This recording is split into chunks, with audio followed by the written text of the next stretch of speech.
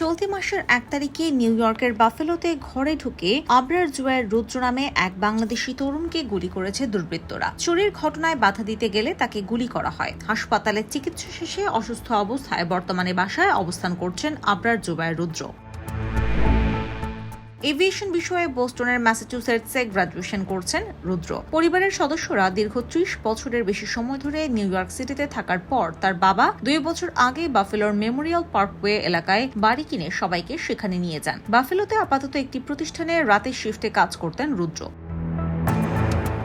রাতে কাজ করার কারণে ঘটনার দিন নিজ বাড়ির ২য় তলায় একটি ঘরে ঘুমিয়েছিলেন রুদ্র। নিচ তলায় তার মা আর ৩য় তলায় ভাড়াটিয়া থাকেন। ঘুমের মধ্যে রুদ্র টের পান ঘরে চোর ঢুকেছে। ২ দুর্বৃত্তের একজন পুরুষ এবং অন্যজন নারী ছিলেন। তারা মুখোশ পরেছিলেন। ঘরের মালামাল নিয়ে পেছনের সিঁড়ি দিয়ে চলে যাওয়ার সময় তাদের বাধা দেয় রুদ্রের পায়ে গুলি করে পালিয়ে যায় তারা।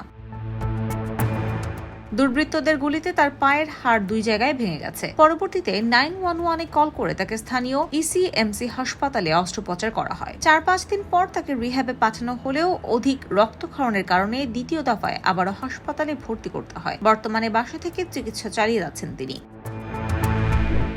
এই ঘটনায় স্থানীয় পুলিশ দুর্বৃত্তদের খোঁজে নেমেছে, তবে আতঙ্ক কাটেনি পরিবারটির। রুদ্রের মা জানান, তার সন্তানের ভবিষ্যৎ নিয়ে তিনি চিন্তিত। দ্রুত দোষীদের গ্রেফতার করে বিচারের আওতায় আনার দাবি জানান তিনি। IPTV USA, new York.